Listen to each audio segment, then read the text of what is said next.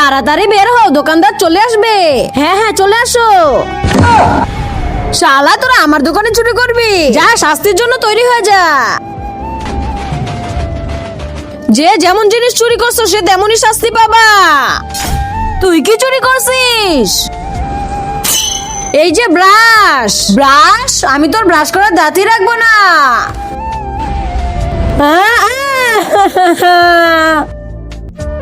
তুই কি চুরি করেছিস? এই যে ঘড়ি।